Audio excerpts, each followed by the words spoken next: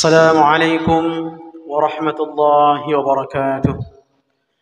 الحمد لله رب العالمين حمدا كثيرا طيبا مباركا فيه مباركا عليه كما يحب ربنا ويرضى، والصلاة والسلام على سيدنا محمد صلى الله عليه وسلم وعلى آله وأزواجه وذرياته أجمعين، أما بعد.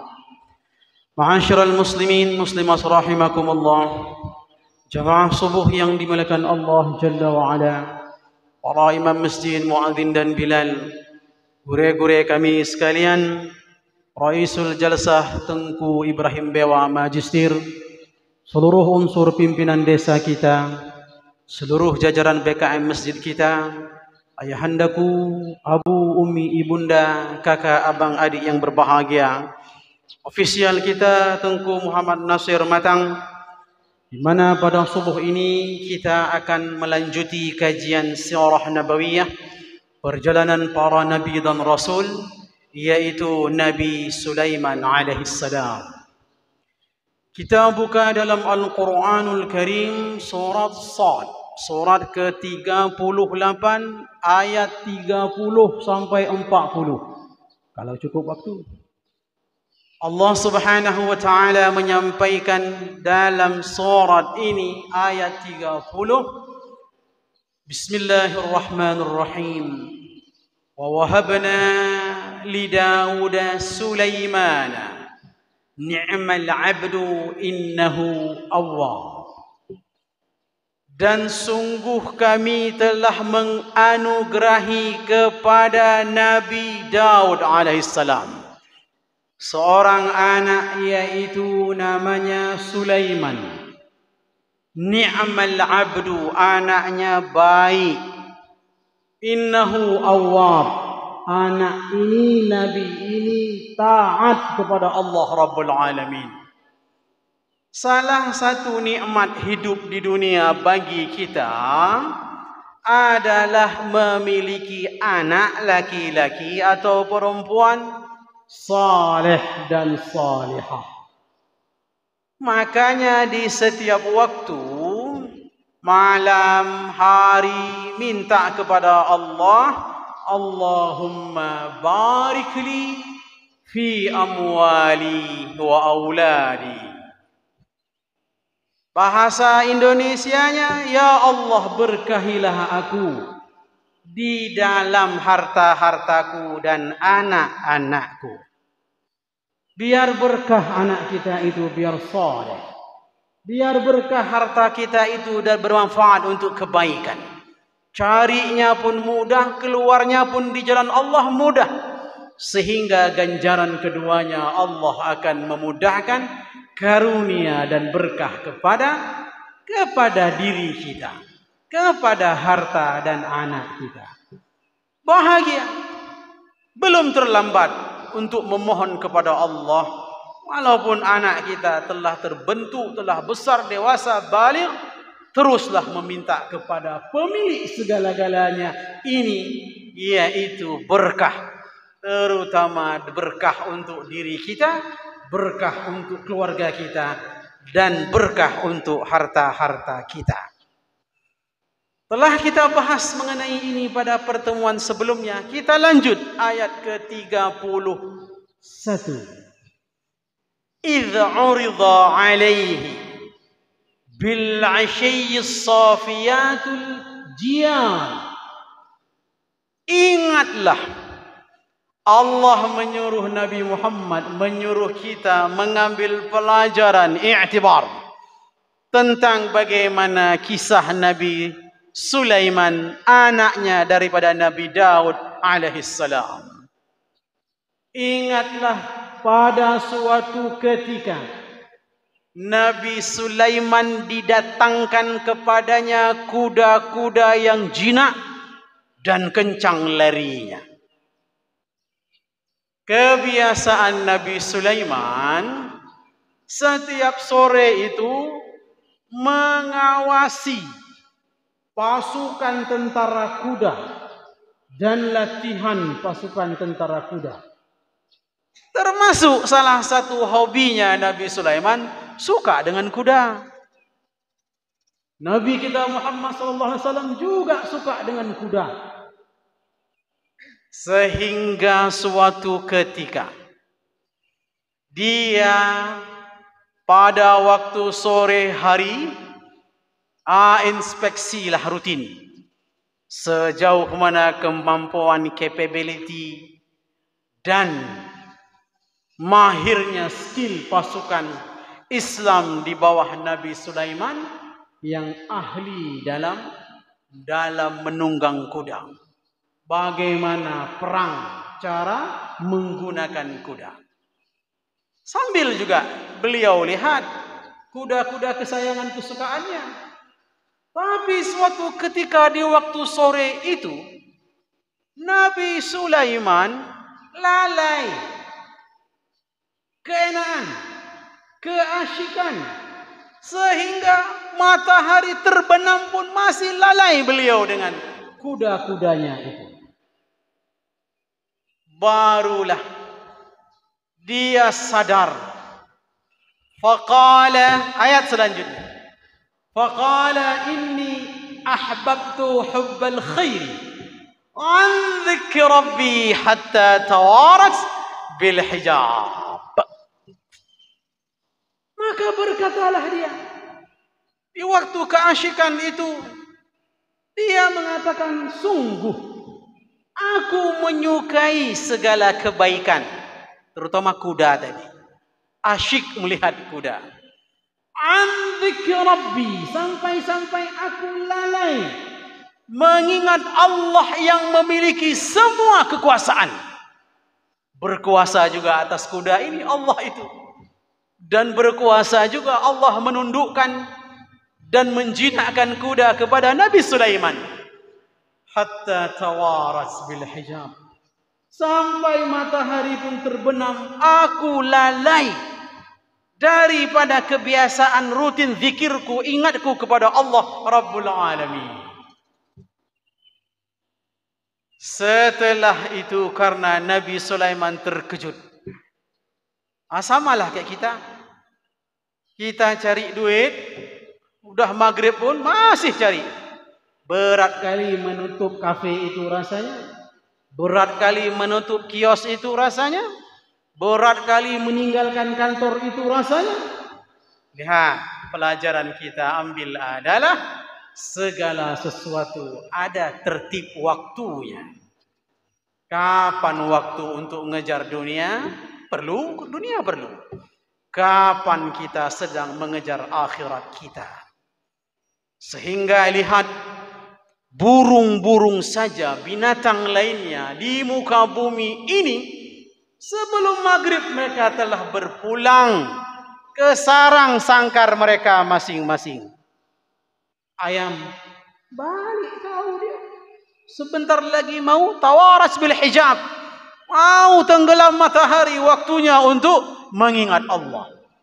Bukankah semua makhluk Allah selain manusia dan jin, mereka berzikir dan bertasbih, walakin la tafqahu tasbihahum, tapi kalian tidak paham, tidak pernah mendengar, tidak tahu cara hewan yang macam raga ini mereka bertasbih dan berzikir kepada Allah Rabbul Alamin.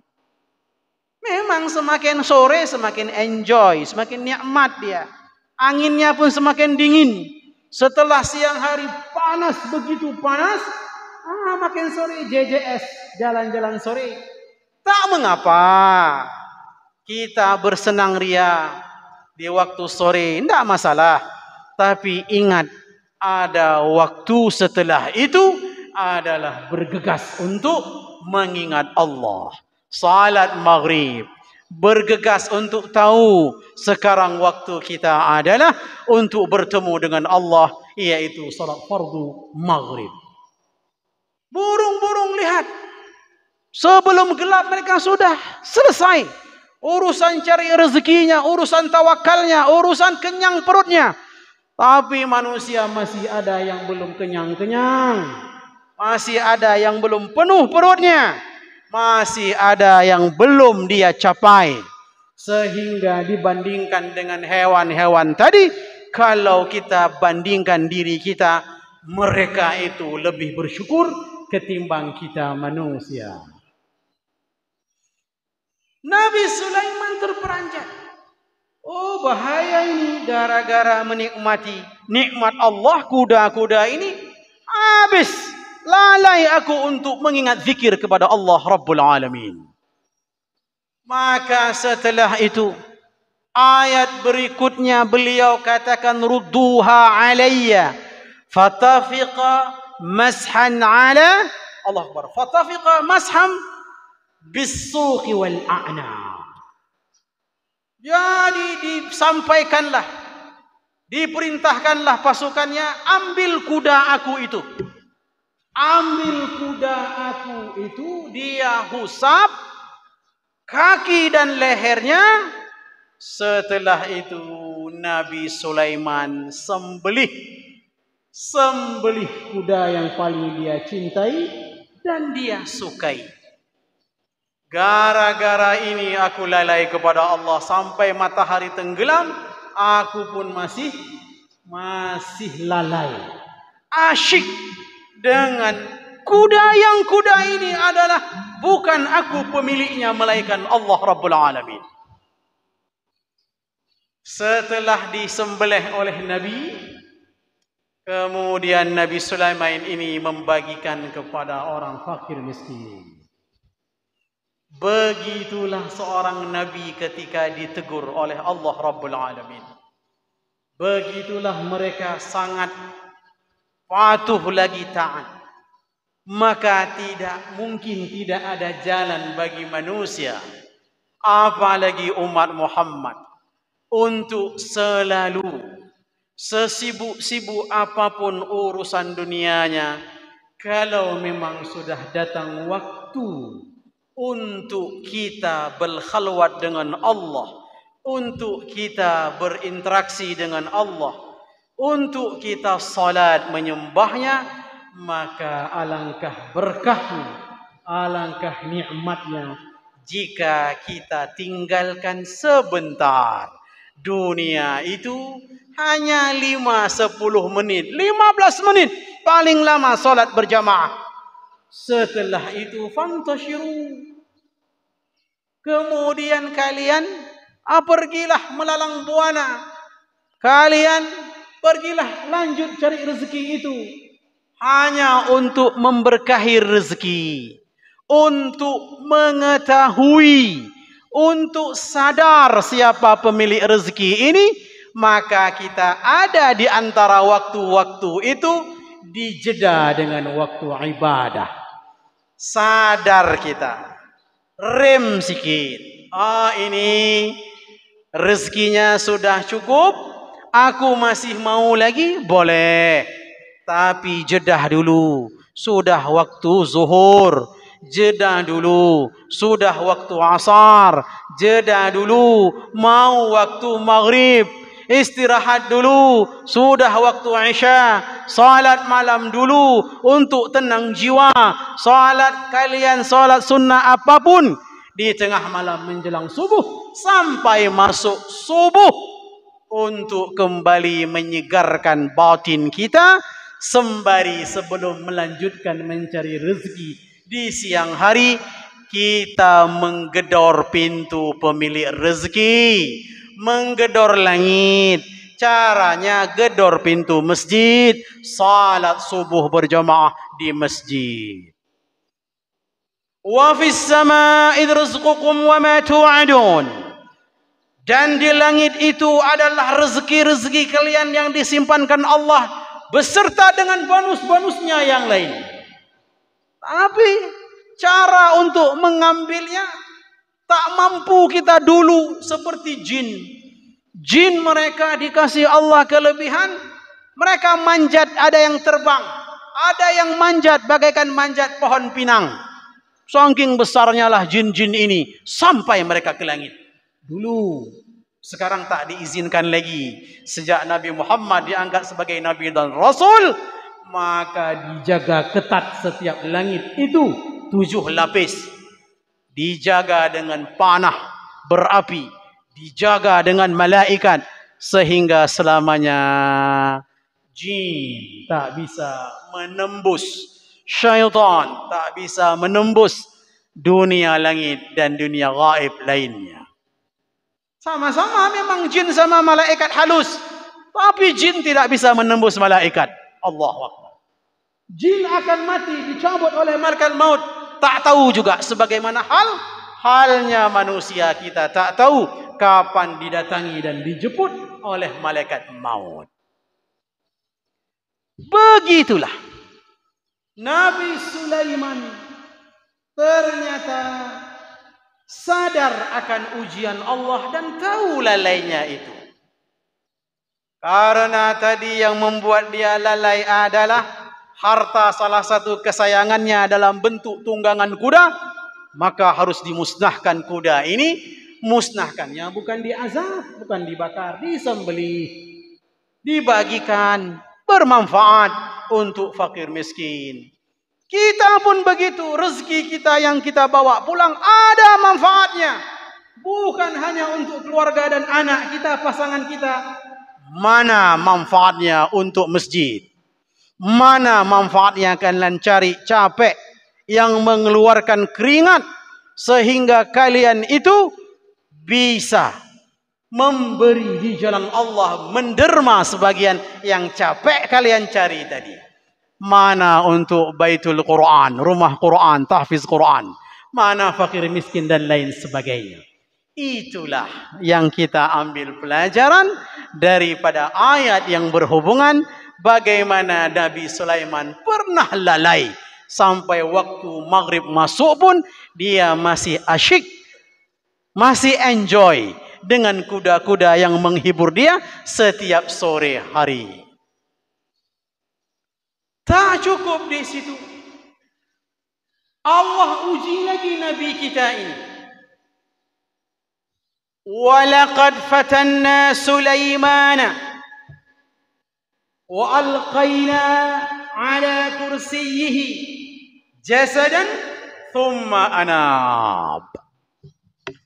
Ada lagi kejadian yang lain. Dan sungguh kami telah menguji Nabi Sulaiman, dan kami melemparkan kepadanya sebuah jasad, badan tubuh di atas kursinya sehingga dia lemas, kemudian dia bertaubat. Diuji lagi Nabi Sulaiman. Bagaimana cara memahami ayat ini? Sungguh kami telah menguji Sulaiman, kami lempar di atas kursinya sebuah jasad. Kita buka hadis Abu Hurairah.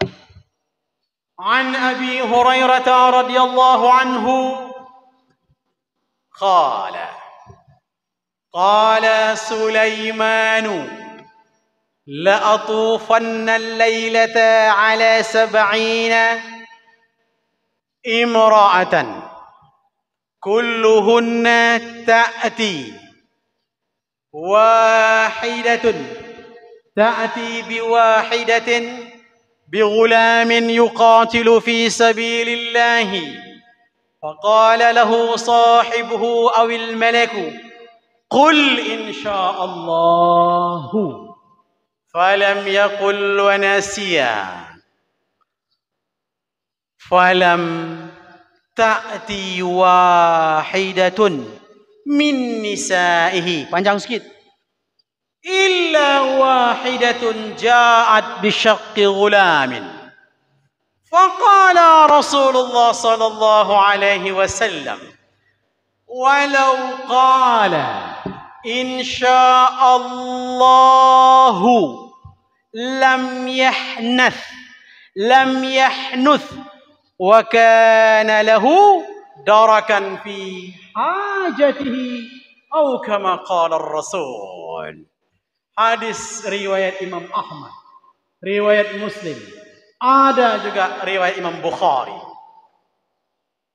Pada suatu ketika Abu Hurairah mengatakan bahwa Nabi Sulaiman pernah berkata, La atufanna, Aku bersumpah akan menjimai, akan mensetubuhi istriku pada malam ini yang 70 orang itu. Istri Nabi Sulaiman 100. Riwayat lain, aku bersumpah akan mendatangi malam ini, satu malam ini, istri-istriku semua yang 99 akan aku jima. Riwayat lain mengatakan 100 orang istriku akan aku jima malam ini. Aku berharap daripada jima tadi malam ini akan lahir dari setiap istriku itu laki-laki yang akan jihad di jalan Allah Rabbul Alamin. Minta anak saleh. Tapi apa yang terjadi? Faqala lahu sahibuhu.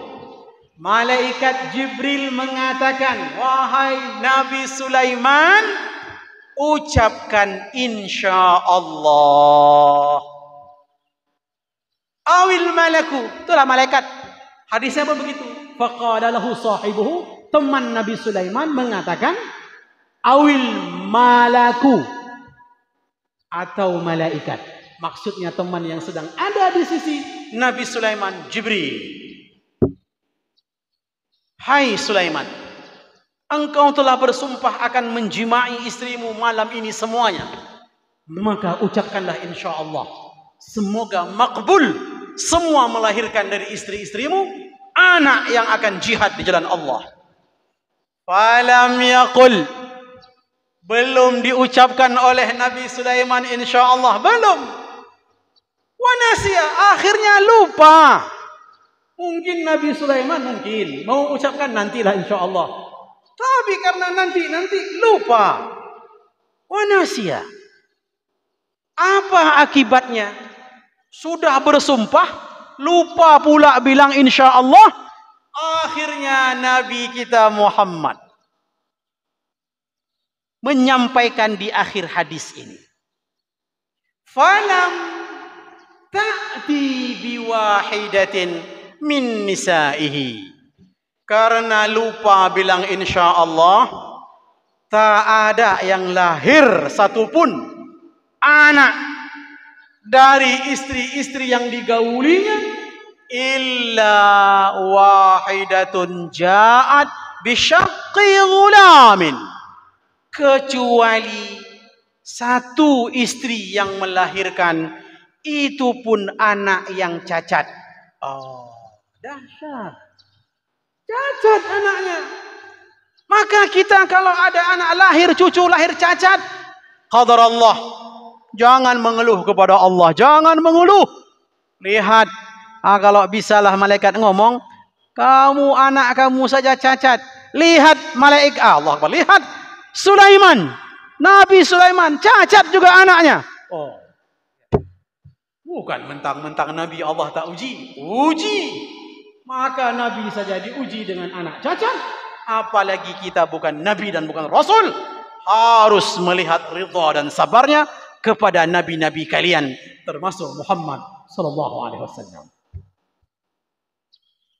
Maka anak cacat. Nabi berucap setelah itu, faqala Rasulullah. Kata Umar bin Khattab lagi. Kata Abu Hurairah, bahwa Nabi melanjutkan dalam hadisnya, walau qala insyaallah, seandainya Nabi Sulaiman mengucapkan saja waktu Jibril bilang, kamu sudah niat ingin mensetubuhi istrimu untuk dapat anak saleh untuk jihad, jangan lupa serahkan kepada Allah insyaallah atau biiznillah, dengan izin Allah, Ada yang ngundang kita, Pak ngejak ber kaurilong biiznillah, boleh, dengan izin Allah, insyaallah boleh. Akhirnya seandainya kata Nabi Muhammad Sulaiman mengucapkan insyaallah setelah Jibril perintahkan, ucapkan insyaallah, tapi dia pending, akhirnya lupa untuk mengucapkan bila Allah berkehendak. Lam yahnuth, niscaya sumpahnya tidak akan gagal. Berarti lahir semuanya nanti dari sekian istri itu semua. anak yang saleh, yang siap jihad di jalan Allah, anak-anak yang baik. Lam yahnuth wa kana lahu darakan fi hajatihi. Dan pasti akan terpenuhi dalam semua keinginan hajatnya Nabi Sulaiman. Tapi karena dia lupa mengunci segalanya dengan Allah, sehingga dia diberi Allah hanya seorang istri yang dapat melahirkan, itu pun cacat. Makanya ayat yang kita bacakan tadi, walaqad fatanna Sulaimana wa alqaina ala kursiyyi jasadan thumma anab. Lemas Nabi Sulaiman. Allah menegur aku kembali. Lihat, wa alqaina, kami lempar kepadanya, yaitu sebuah jasad. Maknanya kami lahirkan untuknya anak yang cacat, karena lupa bersandarkan kepada Allah Rabbul Alamin. Itu pelajaran untuk kita. Mau jima, baca doa. Setelah jima pun ada doanya. Alhamdulillahilladzi khalaqa minal ma'. Alhamdulillahilladzi khalaqana minal ma'. Alhamdulillah yang Allah menciptakan kami dari air yang suci, bersih itu, air mani. Baca itu. Sebelumnya, Allahumma janna syaitan wa janib syaitana ma razaqtana. Ya Allah, lagi proses menggauli ini, hindari syaitan. Jangan setan ikut juga akrobat dengan kita. Kan begitu. Wa jannibi, dan jauhkanlah sesuatu benih yang lahir daripada aku ini. Berarti anak saleh. Alhamdulillah khalaqana minal ma'. Sesudah itu ya Allah, alhamdulillah telah menjadikan kami dari air yang suci ini. Setelah jima. Panjang kali Ustaz. Alhamdulillah jadi pun. Lihat. Hebat. Urusan lain pun begitu. Selalu i'timad. I'timad. I'timad. Ini dia, bersandar. As-samad. Menyandarkan diri kepada Allah Rabbul Alamin. Ambil pelajaran dari kisah Nabi Sulaiman, yang mana Nabi ini diuji dengan Allah dengan kudanya, diuji dengan Allah daripada anak yang ia harap lahir untuk jihad. InsyaAllah kita sambung ayat selanjutnya. Subhanakallah bihamdik, asyhadu an la ilaha illa anta astaghfiruka wa atubu ilaik. Assalamualaikum warahmatullahi wabarakatuh.